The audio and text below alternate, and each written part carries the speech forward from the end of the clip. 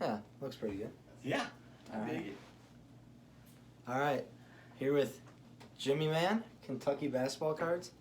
In his house, the man cave, everything. Mini man. Won't call it mini, but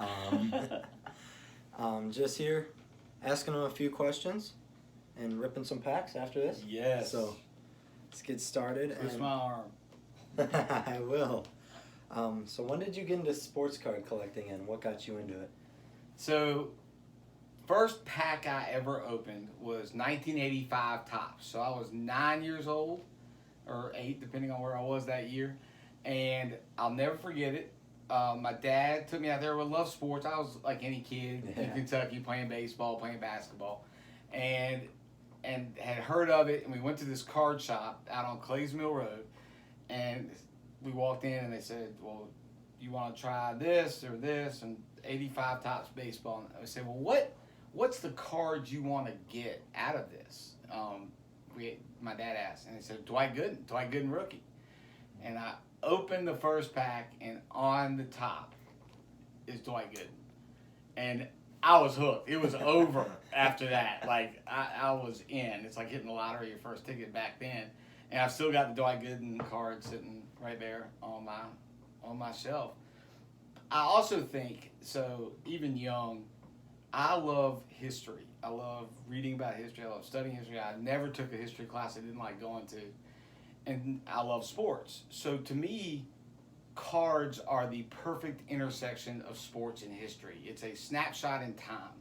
And be it Mark McGuire and whatever happens after that, or Jose Canseco, or Allen Iverson, or Jordan, like, I remember that year and that feeling of how I felt when I either pulled that card or what was going on with the Bulls that season, or Kentucky, or Tyler Hero going off in Summer League, and I pulled that card right after it. To me, that even if something else happens later on in the career, that snapshot is always there. And I liked having that piece of history. And there's actually a guy, and this is a super long answer, but there's a guy that talking about Secretariat and the great racehorse, of course, the Triple Crown winner, saying that people had these tickets on for him to win that they never cashed. And he says it's because when you're around greatness and you have a little piece of glitter or a little piece of that greatness that you can have and hold and feel, it rubs off on you. And I feel like cards are that way. Giannis, I can't go to every game or hold the championship trophy or the MVP trophy with him, but I've got his rookie card. And that means something to me in that snapshot of time. So I think that's where I started, and also why I always continued to do it. Yeah. So then, is your favorite card you own the first one you pulled then, or? Yeah. So there are actually 3. I can get them actually real quick. I'm not even in my camera. Right They're now. yeah. You can scoot up too. So my 3 favorite ones. Now this can of course change any day. It depends on what time of day you ask me. But some of them that are always there really is the Dwight Gooden 85 Topps. The value of that is probably like $1, but that's a favorite. This one is much more expensive. This is a Jordan Fleer rookie, but the story behind it isn't so much that it's expensive or that. I mean, people are like, why don't you grade it and all this? Well, my dad never collected, and but he went out and got this card for me in like 87, 88. And so I just keep that one the way it is, and that means a lot to me. It's never going to be sold anyway. I don't need to grade anything. That. And then this one, I was just talking to the guys about this, but this is a Logo Man booklet, 1 of 1. And it has Anthony Davis, Michael Kidd-Gilchrist, Marcus Teague, Doran Lamb, Darius Miller, and Terrence Jones. Now, Anthony Davis, rookie Logo Man, is definitely expensive, but the other 5 guys aren't. But the reason I love this is those are 6 guys that left Kentucky after the previous year. This is their rookie card, winning the national championship at Kentucky in 2012. That I went to a lot of games and watched, of course, and celebrated. And to me, it's not about, oh, it's a one-on-one logo man. It's like, those are my Kentucky guys. This is what I love. This is what I collect. So when this one came up for auction, I was like, we're gonna win that auction. Like, doesn't matter what happens, we're going home with this one, because it's kind of the essence of what I love to collect on my own, as I built my own collection, being just Kentucky mainly. There's lots of different other stuff, but this is my true love. And I always tell people, like, if your collection went to zero value, would you still have it out and love to look at it? And it's like, yes. So those are my three favorite. At least August 12th, 2020. Maybe a little different tomorrow. Right, you never know. You could be like, oh, I love this hero the most. And then, is there any card you hope to acquire in the future that you don't have yet? Like a dream card? Definitely. That's a great question.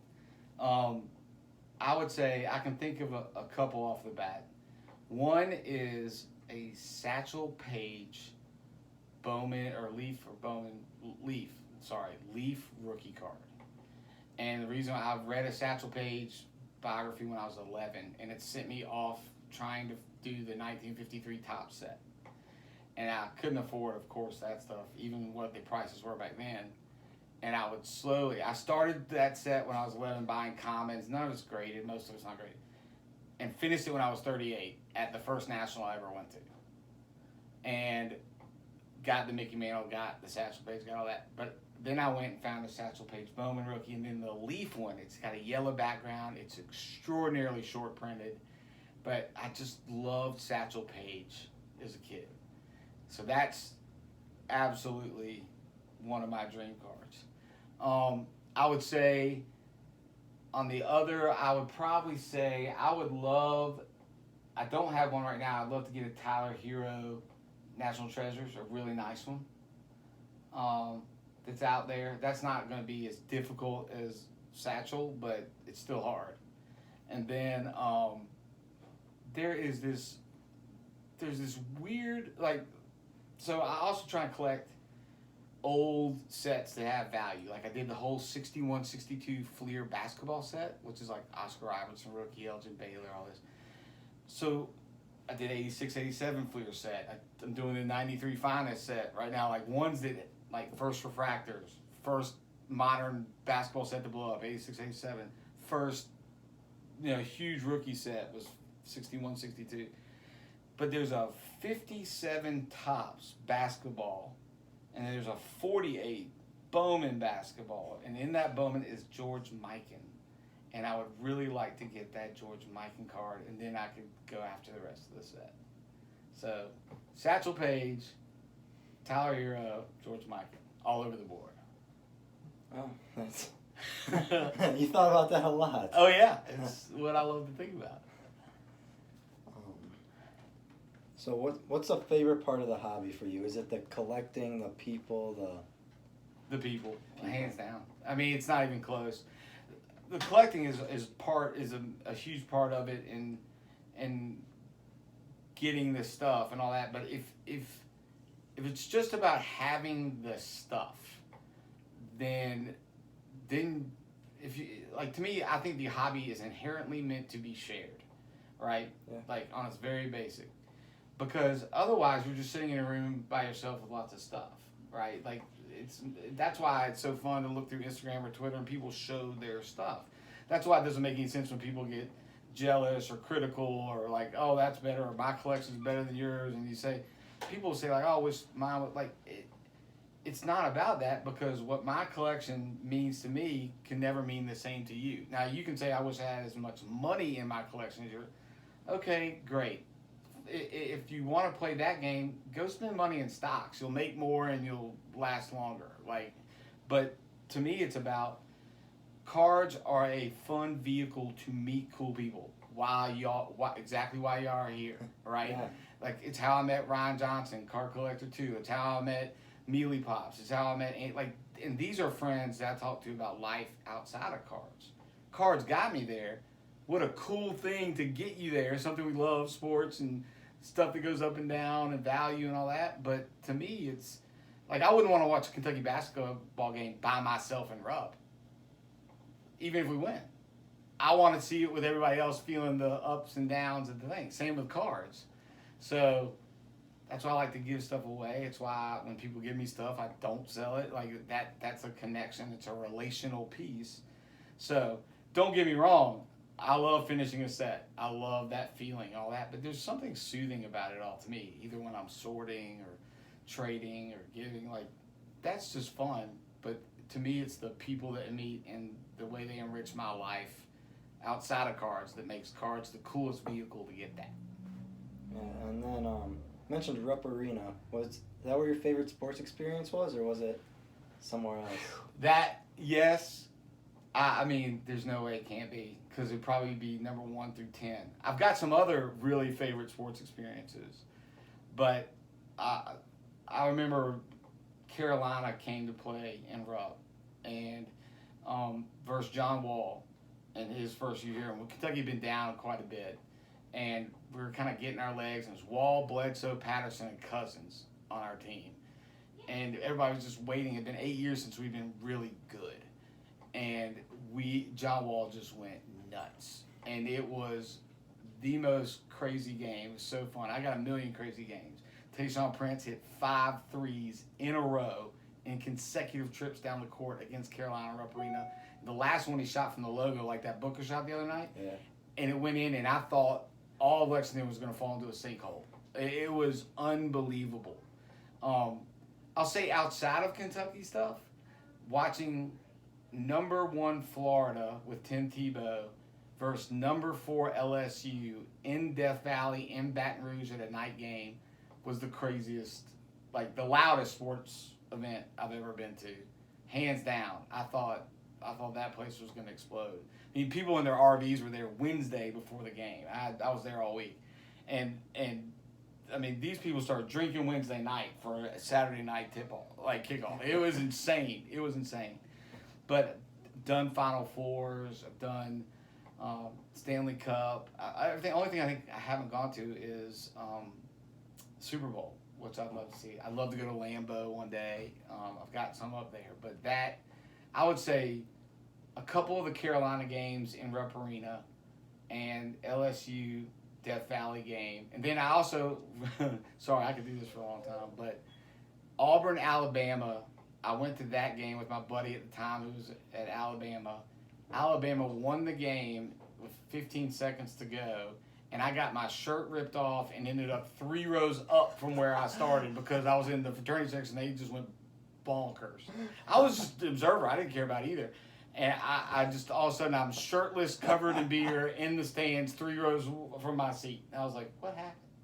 So, a lot of fun stories like that. All-Star game last year was amazing. Things like that. But I think, to me, it's just, even if you don't care about the teams going, if you ever have a chance to go do stuff, go do it. Like, life ain't a dress rehearsal. Let's go. Let's go figure it out.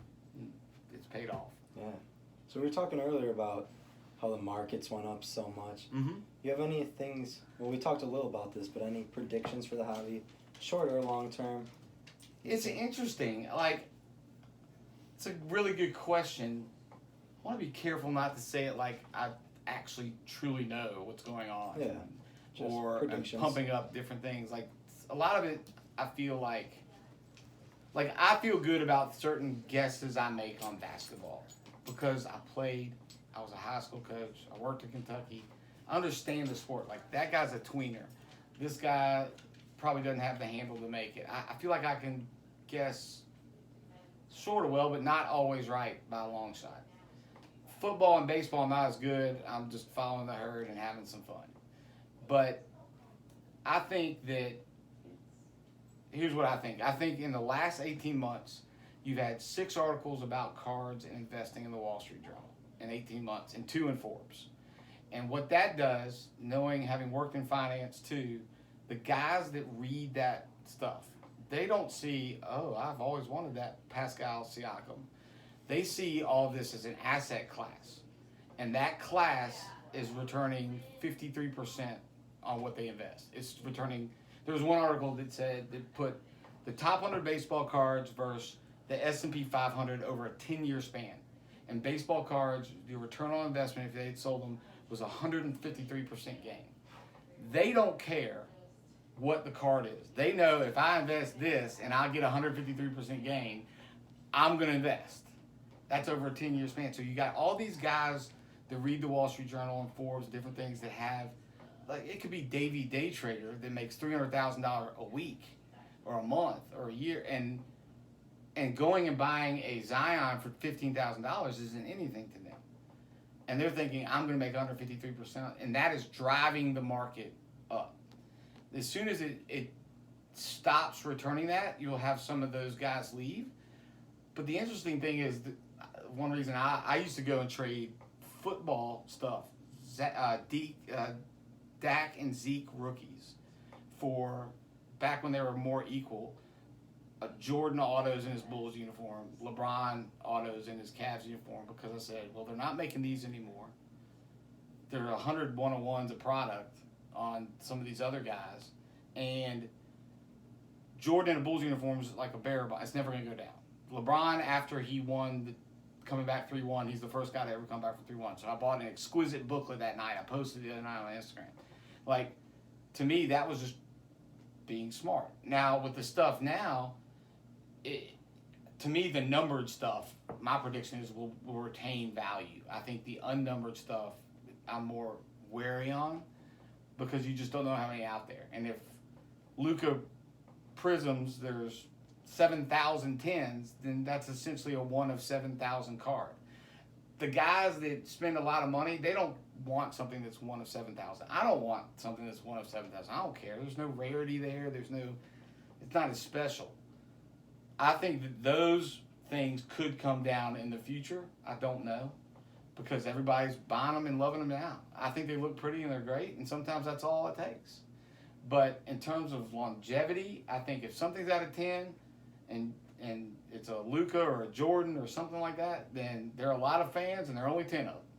So that retains its value because there's supply and demand, simple economics. And there are a lot of rich guys with heroes. And that's the way I look at this, why this market's got a long future, is because there's always a rich guy with a hero.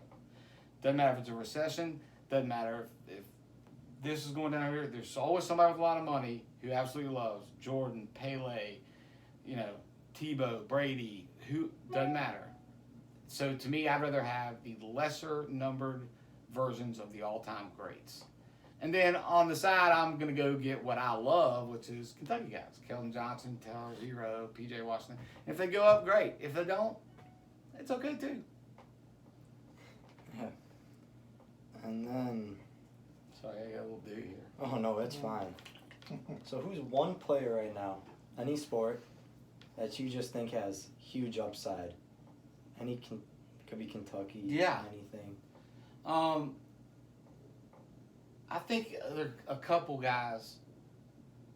I'll stick with Kentucky just because that's what I know and love. There are other way better examples to answer this question. But I said it back in December. Keldon Johnson, who was at Kentucky last year, was the second to last pick in the first round. His Prism Silvers were going for like $5. Autos weren't that expensive. And just knowing folks in Kentucky, they said he's a high energy, high motor guy. And they say like people have to tell him like chill in like pickup games, like you're going like you're too intense. Then he gets drafted by the Spurs in a Popovich system, which is really good for that kind of stuff. See Kawhi Leonard, Lonnie Walker, Dejounte Murray. All his stuff was super cheap. I said, well, I'm gonna buy him because he's a Kentucky guy, but I'm also gonna pick up some extras because Lonnie Walker didn't play much his first year. Neither did Kawhi, I don't think, his first year. They don't play the rookies very much. And then it's interesting because the last week in the bubble, he has exploded. He's had 4 20-plus point games because he kind of went through that rookie season, killed it in the G League. They sent him down. And I bought all this stuff. I got his gold prisms, all that for nothing. And now it was about system, high energy motor, right coach, and I feel like, and he was leading scorer for the Spurs last night. He had 24, and it's like I think he's got a big upside. Now, is he going to be Giannis? No, like not upside like Luka or something like that. But I think he's going to be really good. So I like that. I think Hero will be good. I think he's fearless and he's got the right.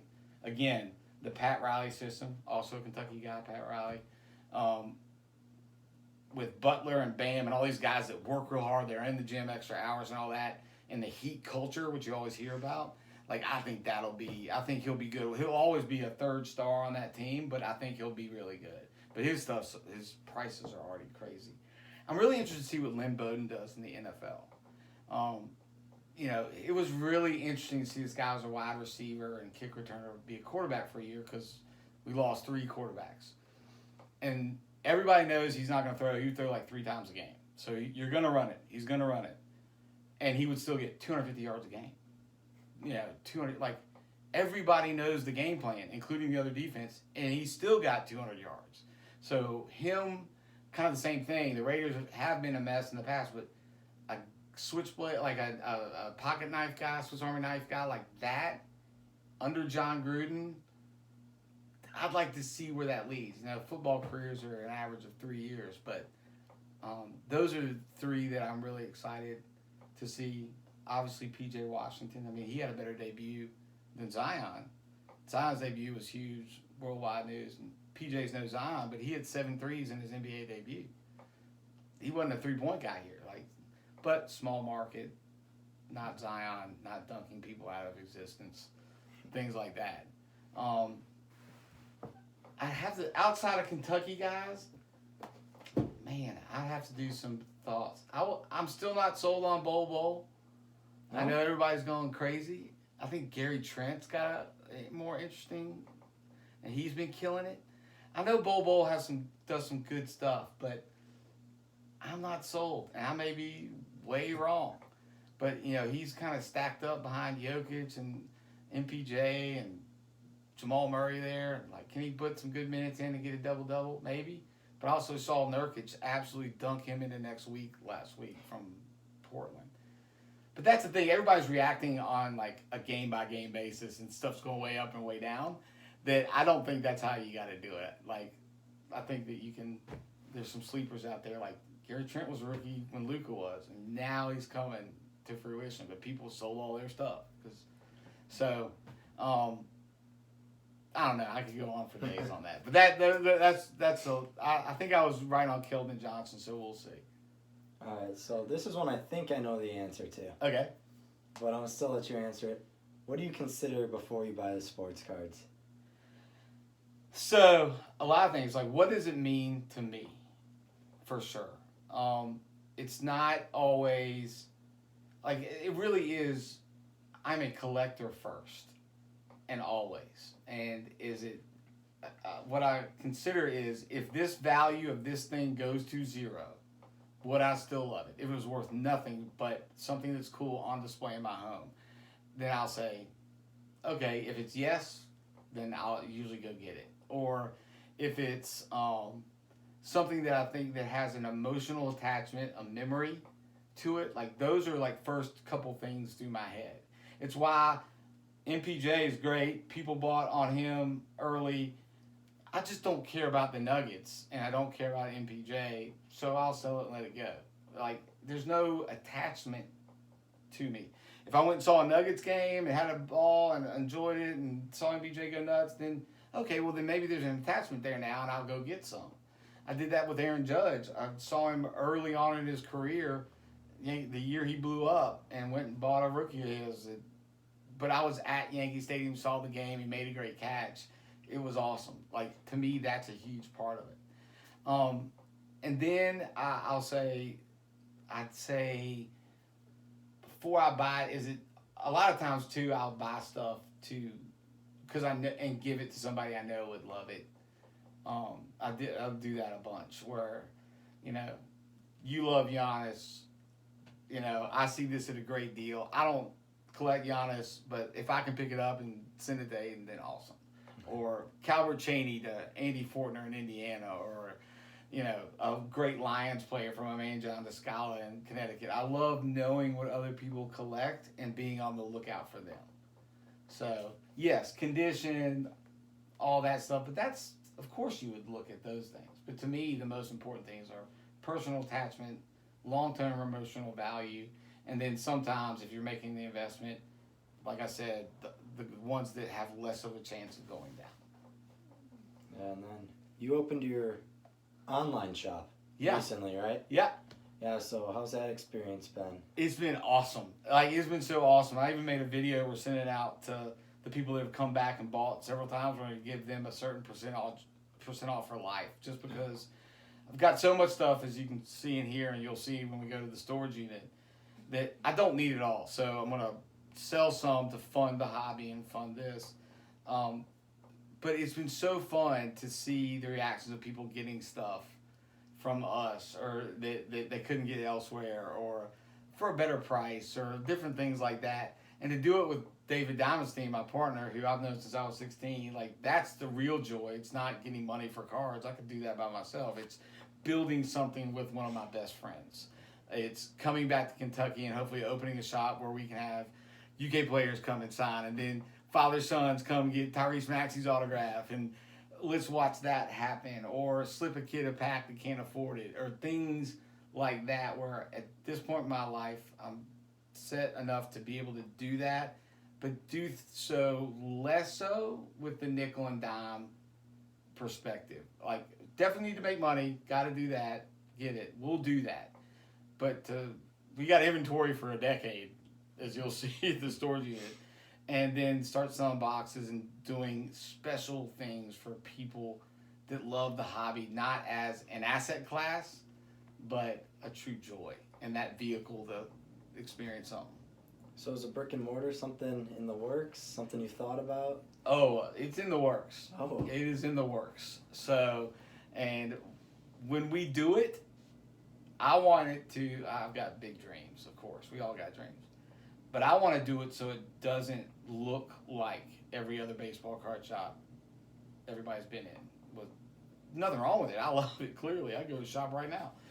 But can we do it in a different way, and what does that way look like? And I got some ideas for that. Is it going to be something soon, something down the road? I think before Christmas. Before Christmas? Oh, yeah. Is it going to be in Lexington then? Oh, yeah. Oh. This is where we can get some stuff done a little bit easier than most places. Like I said, knowing people in Kentucky and the ability to get players in, and kind of being able to do stuff that a lot of shops can't do. It's like my friend is best buds with Devin Booker. He's back in town working out for the summer. Can we get him over to the shop? Yeah, we can. Can we do stuff like that? Or now NCAA players can do signings and things in season, right, with the new rules, so they can make money. Well, we're not going to screw them. We're not going to, like, there will be shady people trying to make money off the players. That's not going to be us. They'll steer them to us because of the people we know. And can we have a signing where the player makes money for Christmas and the father-son come in and have the great experience getting a jersey signed? Yeah, we can do that. And guess what? 9 times out of 10 in the Calipari era, 3 of those guys are going to be first-round picks in the next, and you're going to be getting their cards in November. So can we do that? Yeah, we could do that every year here. So it'd be pretty cool to have, like, Booker autographed Kentucky jerseys back when it was 15-16, right? Yeah. Next year, like Terrence Clark and B.J. Boston and all these guys, they're all projected first round. Well, you want to make some money before Christmas? Come over to the shop and we'll get you signed. So, yeah, I think before Christmas. That's my hope, my dream. But you never know. Might have to come down for Christmas then. Come on, dude. You got it. I'll set you up a special spot in the booth. That'd be awesome. All right, and the last question is about Crossnor. Yes. Just say a little bit about it, because I know you had that Duke card. Yes. With Zion and RJ dual auto. Yes. And you sold that for whatever it went for on eBay, and that all went to Crossnor, right? Yes, it did. Yeah, so just... So we actually sold twice. The first time the guy didn't pay, and that was $15,000. The next time the guy did pay, but then, you know the story, he got taken out of a Daytona sort facility. But I actually paid Crossnor the first and second price combined, because I, of course, know where it's going. But Crossnor is a foster group home, and that is where kids get taken from their families because the families is not treating them right, and they become wards of the state. They become foster kids. But up in the Appalachian Mountains, it's not like there are a lot of foster homes for them to go to, or individual homes. So it's almost like what an orphanage would be. But this looks more like a boarding school country club. It is beautiful, and everybody's got a therapist, and there's a school on campus all the way up through high school, and it takes people whose lives are in chaos and gives them structure and the opportunity to get a leg up when none would exist. None. And I can tell you that every dollar that goes to that place is used correctly. Like, it is doing God's work all the time. And my wife and I worked there for a while. We were cottage parents. We took care of kids 24/7, week on, week off. And, you know, some of our kids have gone on to college, and they come home here still. But that place is special. And if you ever got a chance to go visit up there, it's absolutely gorgeous. It's probably where most of your Christmas trees you see come from, too, up there in the Carolina mountains. But, man, being able to use cards, and I'll send a bunch of cards up to give out. I would send everybody's, well, what do you do with your base? It's like, I send it to Cross North. I don't keep it. And being able to use cards. Card Collector 2 did a toy drive with me for the folks up there at Christmas. And Ryan Johnson's the best. I absolutely adore him. And, like, being able to use cards to enhance that place, doing the right thing. Like, every time. Every day of the week, twice on Sundays, that place. I love it with all my heart. That's good. And then last thing, real quick, where are we? Oh, yes. Which pack do you want to open? Let's go my wife's favorite number 2. Number 2? Or number 2. So we got 2019 Donruss football. All right, which one you open? I'll open the one on top. Is Dad getting in here too? Come on. Got one Got right there. to. Is that a blank on the back? Yeah, I gotta We predicted that. fill it. Uh-oh. You always know that's happening. All right. Daniel Hunter, Chris Jones, Derwin James, Sanu. He used to be a Bengal. Cooper Cup, Mullins. Is that an Austin Hooper die cut? Out of 10. Gold. Out of 10. How about that? Little Falcons die cut. Gold. Let's go. Khalil Mack. Look at that beautiful card. Couple nice hits there. Look at that. Little Khalil Mack black. That looks like a checkerboard on there. Donruss always has the best inserts. A.J. Brown and Christian Wilkins. All right, let's see what I got in here. Robert Quinn base, Ozzie Newsome, Mike Allsott, Peyton Manning, That's good. Always. Emmanuel Sanders, Darren Lee. What's in there? Ooh, got out of 500, Zay Jones. Little Zay Jones. Zay Jones for the Bills. The Fournette. Ooh, that's a cool one. The numbers. Yes. Power formulas. That's what it's called. The champ is here for Rex Burkhead. Oh, nice. Probably be a cool set to put. Also, former Bengal. Oh, and then Drew Sample, current Bengal Let's rookie. go. Like I said, Bengals fan, like having malaria, but Yeah. Bledsoe, Curtis Samuel, Nelson Aguilar, AJ Green, yeah, my dude. I love AJ. That's what I'm talking about. Connor Diggs. Diggs, Yes.